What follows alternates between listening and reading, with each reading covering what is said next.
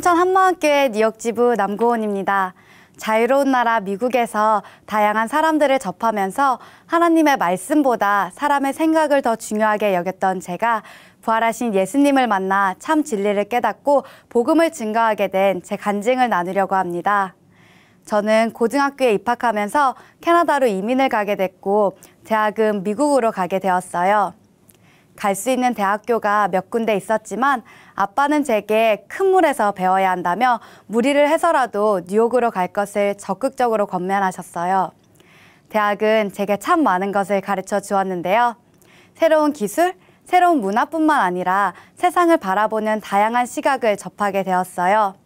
뉴욕에서 디자이너로서 성공하겠노라 다짐하고 갔는데 저는 디자이너로서 자질을 기르는 것 이상의 것을 보고, 듣고, 배우게 되었습니다. 제가 처음 혼자 뉴욕에 딱 도착했을 때가 아직도 생생해요.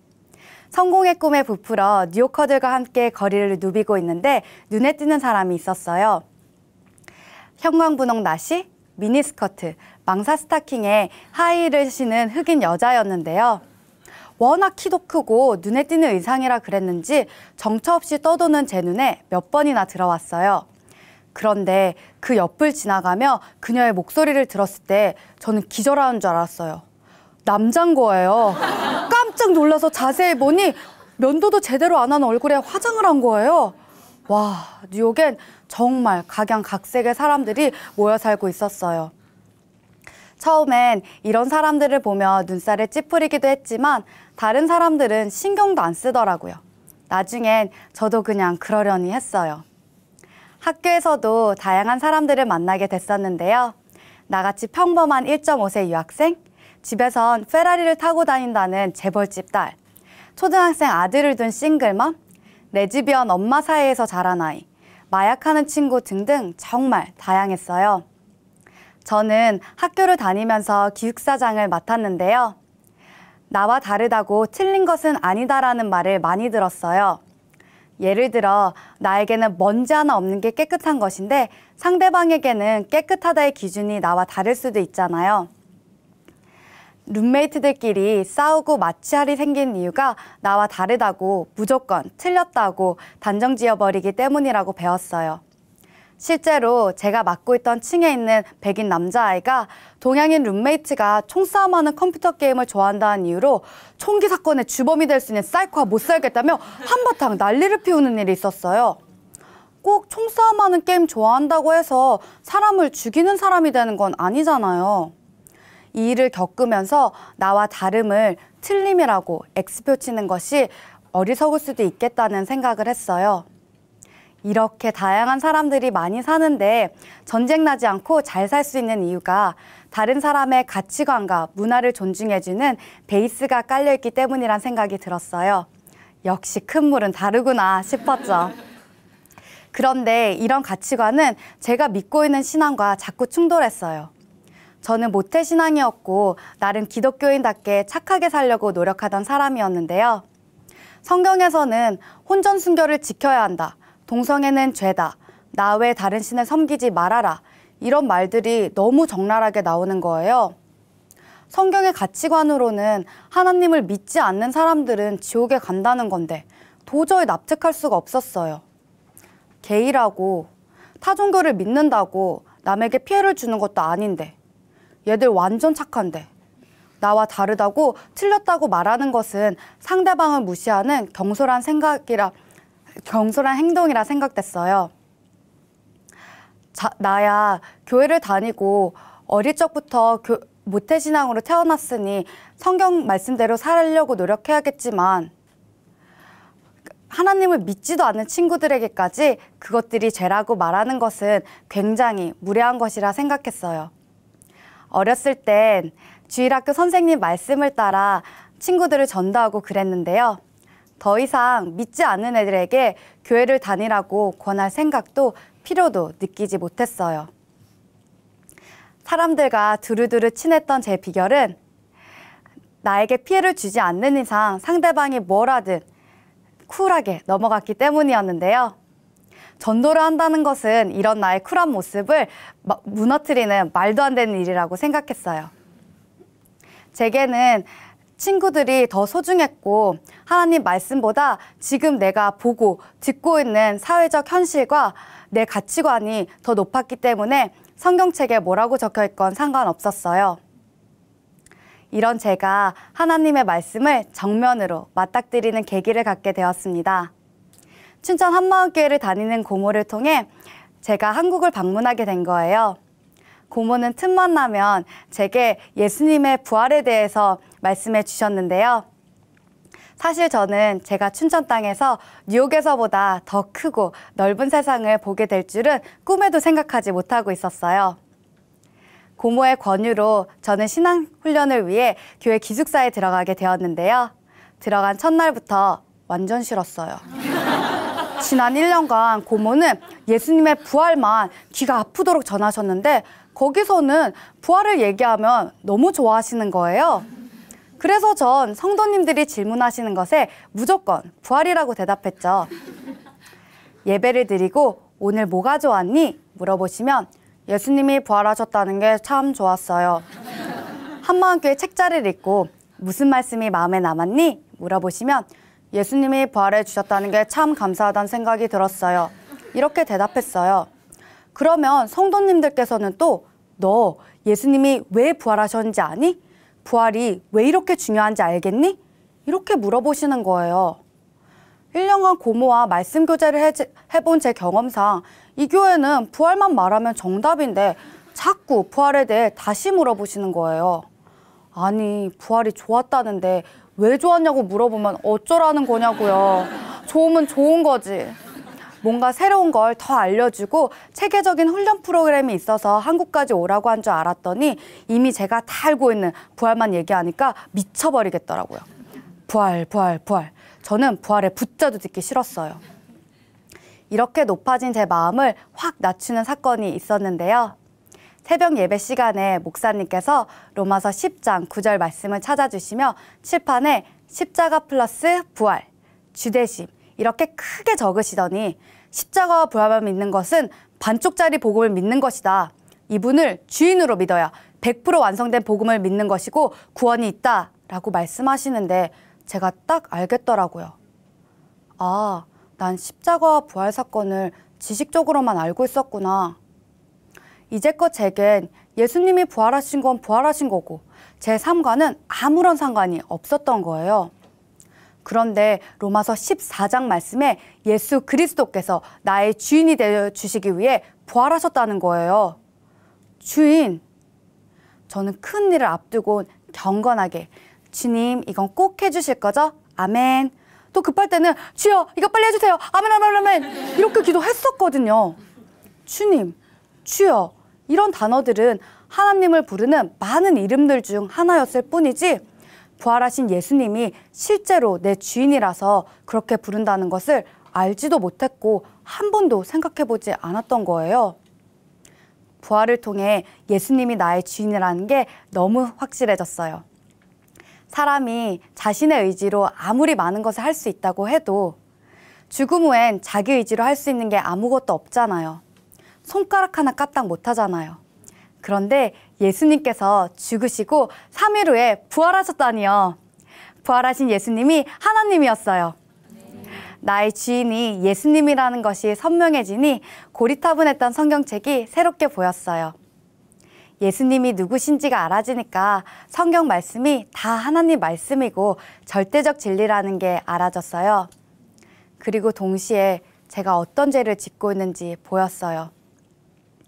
예수님께서는 내가 곧 길이요, 진리요, 생명이니 라고 말씀하셨는데 저는 감히 하나님 앞에서 이제껏 뉴욕에서 배운 알량한 지식과 경험들을 들이대며 하나님의 말씀을 짓밟고 있던 자였어요.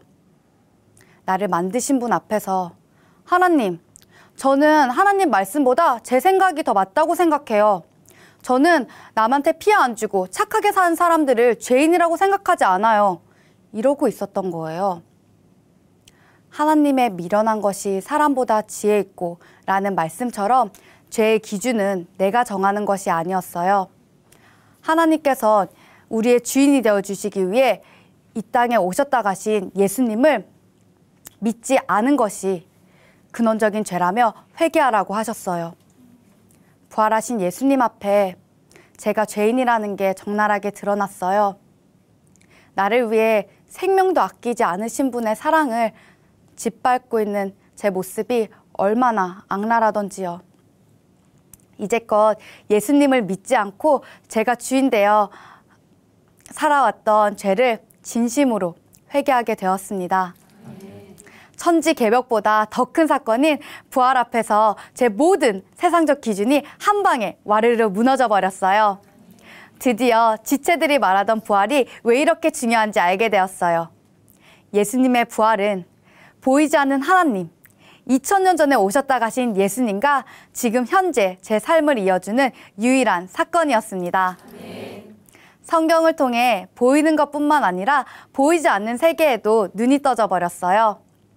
하나님께서는 예수님의 부활로 보이지 않는 하나님, 천국, 지옥을 모든 사람이 믿을 수 있게 해주셨더라고요. 그런데 이미 이루어진 말씀인 성경 말씀을 100% 믿지 못해서 이제껏 내가 내 지식과 경험, 사회적 흐름을 추구하며 속고 살고 있었구나. 이것에 눈이 떠진 거예요. 제 마음이 급해졌어요. 하나님께서는 교회 사람들뿐만 아니라 모든 인류에게 믿을 수 있는 증거를 주셨는데 결정적인 증거인 부활을 알지 못해서 사람들이 다 지옥 가게 생겼다니까 제 마음이 타들어가는 거예요. 제 마음이 이런데 하나님의 마음은 어떠실까 싶었어요. 그 후 만나는 사람들마다 복음을 전했어요. 뉴욕에서도 돌아가자마자 복음을 전했어요. 이 사람들 오늘 죽으면 지옥인데 가만히 있으면 안 되잖아요. 예수님이 나의 주인 되셔서 나와 연합되었다는 말씀이 실제가 되었어요. 그러니까 나의 사는 목적이 너무나 선명해졌어요. 요한복음 20장에 아버지께서 나를 보내신 것과 같이 나도 너희를 보낸다라고 하신 말씀 그대로 뉴욕은 제가 그저 학교를 다니기 위해 잠시 머무는 곳이 아니었어요. 친구들과 교수님들은 제가 예수님의 사랑으로 품을 영혼이 되었고요. 캠퍼스는 복음의 씨앗을 뿌릴 터전이 되었어요. 뉴욕은 하나님께서 저를 지명하여 파송하신 선교지이기 때문에 제가 뉴욕에서 복음을 전하고 제자 양육하는 삶을 사는 것이 마땅하더라고요. 기숙사장들은 한 달에 한 번씩 맡은 층에 있는 게시판을 꾸며야 해요. 그런데 그달의 주제가 나에게 가장 소중한 것이었어요. 저는 바로 복음이 생각났어요. 하나님께서 복음을 증거할 수 있는 기회를 주셨다는 생각에 들뜬 마음으로 위에서 아래로 찢겨진 휘장을 만들고 죄, 회개, 십자가, 부활, 영원한 제사에 대한 말씀 구절들을 붙이며 성령님께서 마음껏 역사해 주시기를 기도했어요. 학교를 졸업한 후 제 신분은 학생에서 사회인으로 바뀌었지만 복음을 전하는 제 사명엔 변함이 없었어요. 지금은 시계 디자인 회사를 다니며 뉴욕에서 작은 교회를 이끌어 가고 있는데요. 작년 여름 수련회 이후 교회 공동체에 전도에 대한 열정이 부어진 거예요. 학교에선 사람을 만나기가 쉬웠고 전도할 영혼이 많았는데 회사에선 아는 사람이 많지 않았어요. 직장에 다니니 사람들을 만나는 것도 쉽지 않았고요. 그래서 교회에서 하는 전도에 함께하지 못한다는 게 참 아쉬웠는데 한 형제님의 간증을 통해 스쳐 지나가는 영혼들까지도 살리기 원하시는 하나님의 마음이 제게도 부어졌어요. 지체들이 지하철, 버스, 길거리 가리지 않고 막 노방전도를 하는데 그 마음이 제게도 동일하게 부어졌어요. 가만히 있을 수가 없겠더라고요. 그런데 혼자서 어떻게 노방전도를 할까? 주님, 제게 지혜와 담대함을 허락해 주세요. 기도하는 가운데 하나님께서 제게 아이디어를 주셨어요. 예수님 믿으라는 문구가 담긴 전도 피켓. 미국에선 혐오 방지법이 통과돼서 노방전도를 하거나 길거리에서 설교하시는 분들이 경찰서에 끌려간 사례가 많아요. 그런데 전도 피켓은 나의 사상과 표현의 자유가 있기 때문에 문제가 되지 않겠다는 생각이 들었어요.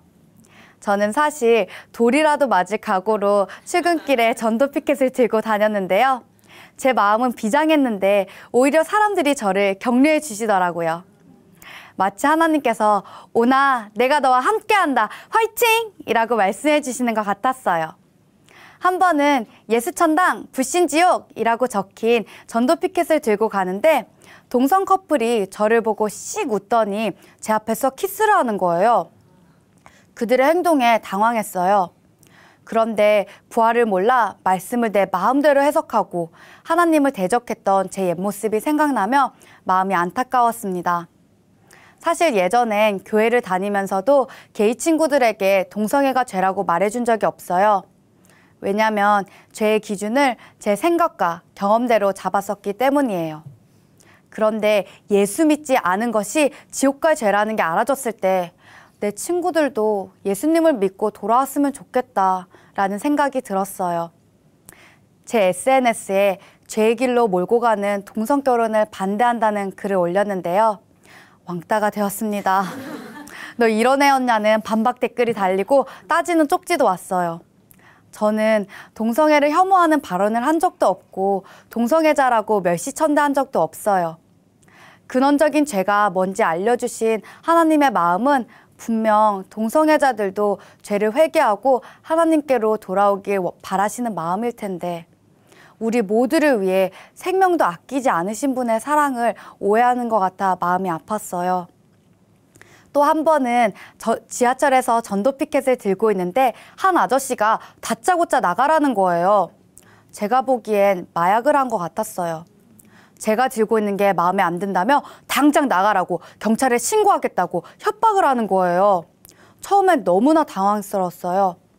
하지만 하나님께서 제 마음의 평강을 지켜주셔서 아저씨께 지혜롭게 살아계신 예수님과 천국에 대해 말씀드릴 수 있었어요. 이내 제 머릿속엔 부활하신 예수님을 증거하다가 감옥에 끌려가고 순교했던 제자들이 생각났어요. 내가 이 길을 가는 것이 마땅하구나. 그리고 복음을 전하다가 혐오 방지법과의 마찰로 내가 진짜 감옥 갈 수 있겠구나. 종교의 자유를 억압한다는 혐오 방지법을 말로만 듣다가 피부로 직접 체험하는 순간이었어요. 하지만 부활하신 예수님으로 영원한 나라가 선명하니 저는 죽기까지 충성하기를 다짐할 수 있었습니다. 오히려 부활의 증인의 대열에 세워주시고 영원한 상을 쌓을 수 있는 기회를 허락해 주신 하나님께 감사했습니다. 이제는 타지에 있는 한마음교회 지체들이 뉴욕을 방문하며 꼭 밟는 절차가 생겼어요. 펜스테이션, 타임스퀘어와 같이 사람들이 많이 모이는 곳에서 전도 피켓을 들고 노방전도를 하는 것인데요. 세계 각지 사람들이 모인 뉴욕시티 한복판에서 Jesus has resurrected. Repent your sin and believe in Jesus as your Lord. Jesus is alive. 예수님 부활하셨어요. 죄를 회개하고 예수님을 주인으로 믿으세요. 예수님은 살아계세요. 라고 적힌 전도 피켓을 들고 있는데 우리 모두를 살리기 원하셔서 이 땅에 오셨다 가신 전능자의 사랑이 제게도 부어졌어요. 주님, 뉴욕에 한 번만 더 기회를 주세요. 우리가 뿌린 복음의 씨앗에 성령께서 꼭 역사해 주셔서 이들이 회개하고 예수님을 주인으로 믿을 수 있도록 해주세요. 이 기도를 하는데 제 마음 안에 기쁨이 마구 넘치는 거 있죠? 함께한 지체와 우린 오늘 면류관 몽땅 다 받았다며 얼마나 기뻐했는지 몰라요. 저는 제 눈으로 더 크고 넓은 세상을 보고자 했던 제게 하나님께서는 부활하신 예수님으로 피조물의 관점이 아닌 창조주 하나님의 관점에서 세상을 볼 수 있게 해주셨습니다. 지금 제가 있는 곳에선 복음을 자유롭게 전하는 것이 점점 어려워지고 있습니다. 이런 상황이지만 한 영혼이라도 더 살리기 원하시는 하나님의 마음이 부어지니 저는 복음 전하는 일을 게을리할 수 없습니다. 하나님께서 저를 보내신 이곳에서 이곳 뉴욕에서 주 예수께 받은 사명을 충성되게 감당하겠습니다. 감사합니다.